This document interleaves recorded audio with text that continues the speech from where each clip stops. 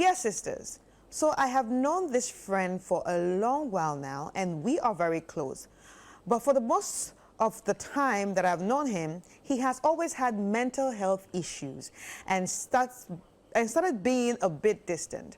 After a while, he decided to open up about how he felt to an elder in his religious organization as an attempt to seek help, and instead of the elder to actually listen or attempt to help or attempt to offer help, actually, he rather told my friend to go pray about it and told him some places in the Bible or some verses in the Bible that he should meditate on.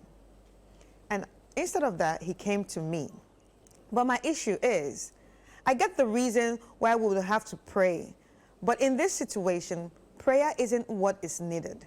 Sisters, please help me. What should I do? So she wants advice for her friend. Yes. Whose pastor has told her, the friend, to go and pray because the person has mental health. As a friend, tell your friend that he needs clinical, clinical help.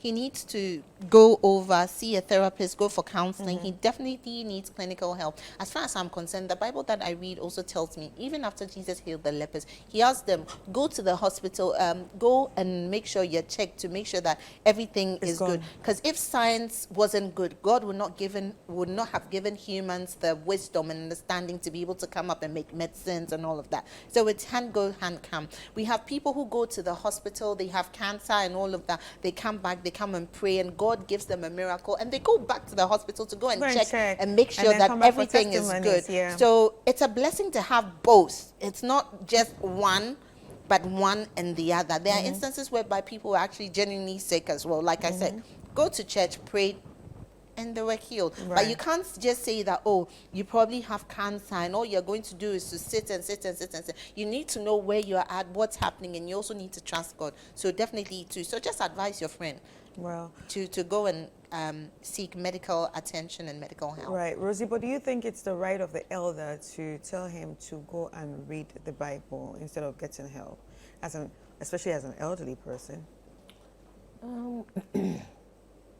Most of the time, people offer help from what they know or what has worked for them. So if the elder is someone who has prayed through certain things and it has worked for him, that's what he knows. And sometimes in the context of church, people seem to sometimes want to always give their spiritual medicine to problems at all times. There are very few, or there are some spiritual leaders who would actually give you the spiritual healing and still ask you to go through medical, like go through the hospital route. So maybe for all you know, that's what has worked for the elder. Every problem that he has, he prays about it and he feels he gets solutions to it. So he thinks that that is the solution to give. And secondly, for not wanting to sound not person, he has to say, go and pray about it. You understand?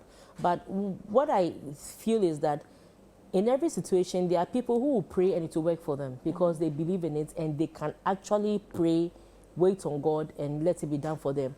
But for some people too, we need to see physical evidence. Like for me, I find it difficult learning from YouTube. But if you have to teach me one-on-one, I'll get it faster. You understand? So there are some people who require hand-holding, who require you to be there with them, listen to them. So we have things like tele-doctors and things. Somebody doesn't want to talk to a tele-doctor. They want to see a human being. They want to feel the emotions. As I'm talking to you, I want you to see where I'm coming from. I want you to... So people like that, even a counselor or it can't be a distant one. It has to be a physical one.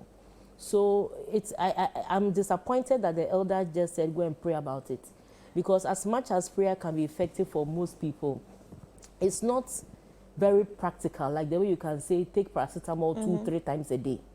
You understand? It's not so physically, like you can't hold prayer. You can't say, oh, this is prayer. You know, it's a bit difficult and it requires a lot of effort from the one who needs help.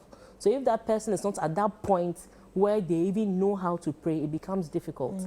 So I think that the elder should have recommended the prayer and made the person feel like they are praying together with him, and also give the suggestion of going through therapy to the person so the person can have a holistic treatment. Right. That's what I think. So this also brings me to the point that I feel like all religious bodies should also be Open. Yes, to open to, you know, real counselors, real psychologists, and all that, because mental health issues are becoming very rampant, and there are a lot of mental health issues that, if they were handled earlier at the hospital by a therapist, by a psychiatrist, like, the person will not be on the road.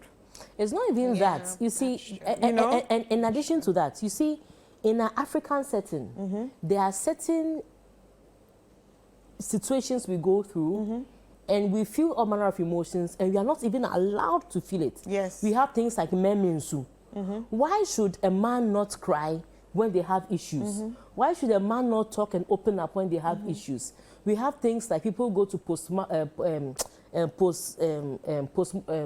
do you call it? Postpartum depression. Yeah. So, and they said something is wrong with I you. went through postpartum depression with my first son. And the thing is that you go to postpartum depression, you want to express yourself, You can't. and people tell you things like, oh, you cry, you're lucky you have a child. There are people who can't have children. You know, so it's like we go through all manner of mental torture throughout the process of our lives. But the thing is that in elsewhere, they appreciate some of these illnesses. But sometimes, even in an African setting, there are certain situations you can't afford to have a mental condition over it. How can you have a child, a gift from God, and say you are depressed? Yeah. No, there's something wrong with you. They'll pray over your head and deliver you right now. Meanwhile, it's a serious issue that needs help, because especially for a first-time mom, you've never given birth before. Google makes it look very nice, but the practicality is different from what Google is saying, that, oh, pass the baby on the back. And the baby, look, African baby, you pat the baby, they'll keep crying. So, listen, so it's different from the actual. So sometimes, as Africans also, there are so many things we go through. Somebody has written exams, one has failed. Meanwhile, he's good in class. But anytime he writes exam, he keeps failing. I mean, things like that, they are depressed. Then the question is, you are not learning, that's why. You don't know what's happening. Maybe how to even sit down and process your mind to write an exam. The people don't know it. So there are so many things that go on. The person may have lost one parent. Even if that parent is sufficient, has all the money and everything, the person craves my father and my mother showing up at a school event. Yes. You know, there are very little things. But for us in an African setting, we are not even allowed to even express the fact that we have a mental breakdown over something. So it becomes very difficult. And that's why when you finally open up to people, they don't see the gravity. Because the gravity of this pain can only be defined as the one who is pained. Right. So you can insult me right now, I'll gloss over it and I'm okay. You can insult me right now, it's heavy on my heart. And it's that, in fact, if you tell my nose is big, it can worry me to the extent that I would be looking at my nose every day. Chris Carter told me my nose is big. How could she have done that? And it could be a pain point for me. But for Olivia, she'll just look through and say, oh, for Chris, you like joking too much, and move on. But you said the same thing, but the weight is per whoever is carrying it. So I think that Africa, generally, we don't want to put a lot of weight on some of these things. And it worries us, and it's a silent killer. So that's why the elder should have told her, go to it, because the clinical psychologists, because they are learning from textbooks and things, I'm assuming that they are exposed to a wider variety of issues globally, and then they can address things better. Olivia? I just feel like in life, if you keep a firm balance on all things, you'd be okay. When I see a firm balance, we go to church, we pray, we trust God, we believe that God is all-knowing, God will take us through. Give 100% of praying, time and attention to God, and He'll actually come through for you. And that's the same way, like I said initially, whereby God has also given us the wisdom, the understanding to be able to understand even how the mind works. It's a whole psychology of how the mind works. And God gave the wisdom to surgeons, brain surgeons, to yeah. even do surgery on the brain, to numb the brain, to do all sorts of things. So if you keep a firm balance on everything, trust God 110%. Go for help if you need to have to go for help. Let them check you out. Let the medics do what they need to do to make sure you're going to be 110% okay. And what he said about churches actually incorporating this whole mental health and asking therapists, there are churches that actually do. Yes, Recently, I was yeah. talking to a colleague of mine, and then she mentioned that one of the therapists, she had invited one of the therapists to actually come to church to talk about relationships, to talk about marriage, to talk about how the mind works and what to expect, emotional intelligence and all of. And people in church were like, you know, they were shocked, they were surprised, because it's not always like, the Bible is great. It happened back then in that time for a reason, for a purpose, and there's so many lessons we can always learn from the Bible. But how many years down the line? Today, you know, there's Gen Zs, there's this happening, there's a million and one things happening. Times have changed, so we also need to adapt. The thing is, if Jesus were to be alive right now, I'm sure he'll be taking selfies. Moses will be taking selfies in the Red Sea. People, come and see what God has done. You know, He'll be like on TikTok live. he'll be on TikTok Showing live, life, showing yeah. that God can actually do. God is actually trendy. You think that if Jesus was here back then, now right now in our day and our age, Jesus would be like the most trendiest guy ever. Like, yo, what's up? Hashtag Jesus was here. I know, exactly, yo. I see what I mean. So it's like we need to, I'm not saying that, oh, let's take one and leave the other. All of them are Needs to work important. together. So we Yeah. just need to work it out beautifully, and we'll be fine. And I also think, to add to it, I also think it's also time that, you know, we create awareness when it comes to mental health issues, like in every institution. Yeah. It's a human problem. Yeah. It's a problem we're dealing with every day. I actually was on Facebook one time, and you know, when the internet, there was a little technological problem last week where everything shut down. And then a lot of people missed their flights Yeah, were the not internet banking, went down. everything was Yeah. going crazy when it comes to the banking sector and even the transportation sector because of flight tickets and all that. So there was a video of a lady that had a mental breakdown. And on the comment section, obviously people from Africa will say, oh, it's end time. Why would you be acting crazy like this? Are you The end serious time. right now? You know, that God needs to deliver this person. I'm just like, wow. Wow. It's a mental breakdown. Probably she Yeah. had an appointment to be at her child's graduation and she can't make it. Maybe she had an appointment to see a dying father. Maybe, you know, something, Yeah. you know. Even in my school where I work, we've been working towards mental health in the last, give or take, I think 50 years. We're coming up to our 50th year this coming academic year, because two of our kids died because a mentally ill person Attack them. attacked them. So it's Oh, we're big on wow. it. We're really, really big on it. And it's not everybody who like literally walks up going dressed up It's who a is normal- actually yeah, sane. yeah. And we like to treat it with a pinch of salt, but people need help. True. People need to be heard. People need to be watched. People need to be showed love, care, attention, affection. There was a All news- of that is very, very important. We cannot say that, oh, yeah, like they're Yeah, okay. Like, yeah. what's up with this person? Why is this person acting? No. We really need to start being empathetic, and more than ever, why I would be a little bit upset about the elder doing that is because I'm kind of actually tired of the church making it look like fama nyame, and just sweeping things under the carpet when work really needs to be done. Rosie, you wanted to say Yes, something? can- No, I was just, I know, like there was a story some time back where somebody actually used the baby's head to hit Yes. the wall several Yes, times. yes, No yes, provocation, yes. nothing. Because some switch just went off in the head. And I'm sure she was thinking it was a ball, or maybe, I don't know what it was. But there are serious issues around, and there are people who are going through, and sometimes somebody may be sane. It takes Just something, an event, a life event, something Trigger to it. take the person off. And that's why we also need to be very careful how we talk to people and how we address people, and especially even in the work environment, what you say to people among your friends, how you know, sometimes somebody will be you think the person can handle a lot of teasing, and then you are just teasing, you are just teasing, you are just teasing. Yeah. You know, behind closed doors, you don't know what the person goes dealing through. with, yeah. Somebody is working so hard, and you're always trying to put the person down. And you don't know what the person is going through, and yet every time you're just trying to put the person down. I mean, you never know where the person is inching towards. You understand? You have a wife at home who is always working, making sure the kids are fed, and you're always complaining. And tormenting her, poking her. You have a man who is also trying so hard to make sure that you have a roof over your head, the children are secure, and you're always nagging about when you didn't hug me, you didn't kiss me. And you see, even though those things are important, but I'm just saying that, look, let's be mindful of each other's mental health. I think it's also important that we learn to communicate. And when I mean communicate, it's not always about asking the questions. It's always about trying to also be open too. Yeah.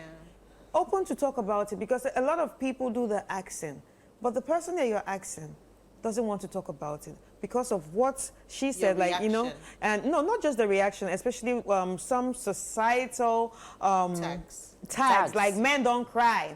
So when you say men don't cry, and maybe the wife asks, oh baby, can you open up to me? What's going on? The man is just going to be like, you know what, that's fine.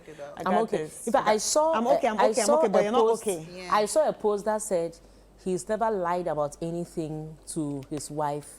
He's always been truthful, except for the use of the word I'm okay. Yeah. So it means that there are several times he's not been okay, but he's been forced to say I'm okay. And just to chip in something, communication, sometimes people feel it's all about talking. Sometimes communication is also about observing. Yeah. You see, sometimes when somebody is tired, the person may not want to tell you I'm tired. But when you look at the person critically, you can tell that this person is tired. True, you understand? true. So sometimes communication is good. You think that once you are talking, you are communicating. And once the other person is not talking, that person is not communicating. But sometimes you should allow yourself to see beyond what the people are saying, the non-verbal communication. And if you put a bit of weight on that, there's a lot of things that can get fixed, you know, so that it's not always like, make kind now, I said it before you did, I said before you did it. Sometimes just watch and observe what goes on.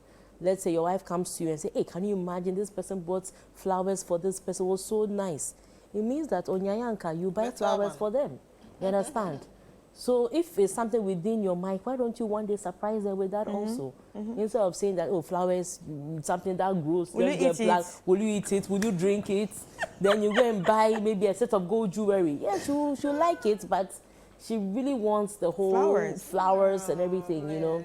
So I think that we should learn how to pay attention to people more. Right. And the world may just be a better place for it. Right. Well, I think this was a straightforward one, and we all agree. So yeah, thank you so much, sisters. Thank you so much, sisters. It's always nice having you on the show. And please, let's do this again. Red for Rory, olive for Olivia. I have a plan in mind. Next week you see it. Oh my God. Anyway, once a very big thank you to our sponsors, Gino and Cindy Rice, for holding us down on this show. And remember that you can also be part of the show by sending in your letters via sisterislive@gmail.com. sisterislive@gmail.com. Send in your letters. We will get to read it on the show, and of course get to talk about it and find ways to help you deal with these problems. Anyway, let's take a quick break, and when we come back, I will be sharing my final thoughts. All right, welcome back. It's still Sister right here on Channel 1 TV, and if you're listening, it's 97.3 City FM.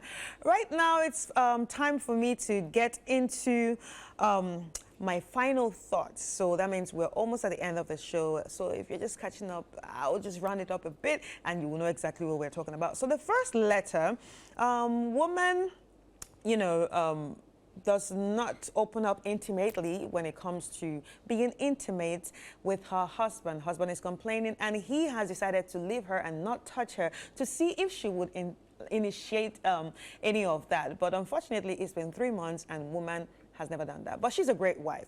So, like, all I will have to say is, as a husband, I think it's important that you sit down with her and have a real conversation. And then that's when you will find out what exactly is happening. 3 things for me. First, I think is probably that is how she was raised.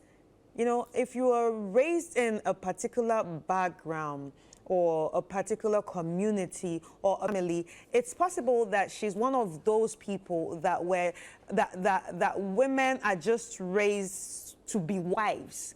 So like you said, she can do all the wifely duties except that part.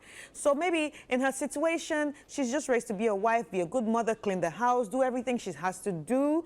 But when it comes to sex is just a duty to have babies. And that has stuck with her throughout. And then the second one, I think it has to do with probably some unresolved traumas.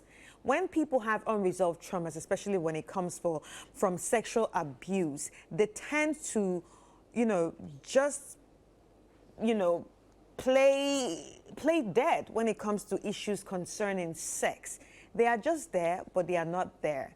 They're not there in the sense that they're not really enjoying what you are doing, but all they're just there for is because I'm a wife. Yes, I'm a wife. Let me just be here, do this, and then that's it. You understand? And when those kind of issues arise, I feel like you can get help in the sense of taking her to a therapist, have that conversation, and after maybe a sexologist. See, therapy, and then later a sexologist to get everything sorted out. But you cannot just jump to a sexologist if you have not solved that problem of trauma. Because trauma is a very, very, very serious issue that we do not talk about. A lot of people carry unresolved traumas into their marriages, into their friendships, into their lives. And it affects them in a long run. I have seen so many women that were abused in the past, and when it got to the stage of marriage, they can't give their all to their husbands. Meanwhile, it's not this man that did anything to you, but it's just that these things are just replaying in their heads. They see that as a problem. They see that as a situation that put them to where they are right now when it comes to their insecurities, emotional problems, psychological problems, and some don't talk about it because they are not asked. So please have that sincere conversation with her. And thirdly, maybe, like Rosie said, maybe she's not just a sexual person. Probably she's shy. So if you're not sexual and then you're shy at the same time, nah, she's never going to initiate.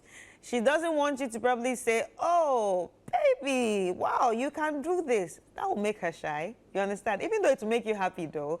And now, I'm wondering, how did you even get into the relationship if you didn't know this girl did not like sex or this woman did not like sex? Well, that's another question for another day, because before you get to marriage, you should know the level of this person is.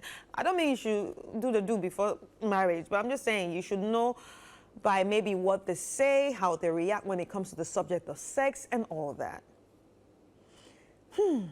Anyway. Let's get into the second letter. So the second letter is about mental health issues. I think everyone on this panel today just said what needed to be said. We need to create more awareness when it comes to mental health issues. Mental health issues is not, like, they are not new. It's been there for a long time. But we didn't call it mental health issues. We mostly said, this person is mad. There's an evil spirit disturbing this person. Your village people are doing you. You should check yourself, or your life is not correct. Something is chasing this person. Maybe it's the witches in their village. But no, sometimes it doesn't have to do with spirits. We disturb the devil so much and give him so much props. So he's just there like, guy, what are these people talking about? I didn't cause this thing. This is mental health issues. So we didn't know. And now that we are getting to know, I feel like it's important that we continue creating awareness in all industries, in all sectors, everywhere, from offices to schools, to churches, to the mosques, even to the shrines. Everywhere, mental health issues are real. And sometimes they can be medically fixed. It doesn't always have to be about the spirits. The spirits are arresting sometimes, and we are disturbing the spirits, calling them, say, hey, you have caused this, or you've caused that. So please, sometimes don't to run to your pastor to pray for you, but it's also nice to run to the hospital and say, you know what? This is to me. And they will probably sit you down and probably even tell you, like, sometimes anxiety and depression can be caused by a lot of stress. a lot of stress can cause cognitive problems, extreme stress especially. So if extreme stress can cause cognitive problems, that means, you know, it can be solved if the person is told to relax, relax, take everything easy, calm down, okay? So now, that's it, guys. I think it's something that can actually be solved and not always, you know, running to, you know, religious places. I mean, religious places are great. I go to church and I respect my friends that go to the mosques, and whatever you believe in, we respect you. But please, please, please, please, please, let's try and seek medical help too. Anyway, ladies and gentlemen, thank you so much for joining us on this episode of Sister Sister. A big shout out to our sponsors, Gino and Cindy Rice, and also a very big shout out to you listeners and everyone watching us right now, because without you, this show wouldn't be possible. My name is Chris Carter. See you next week.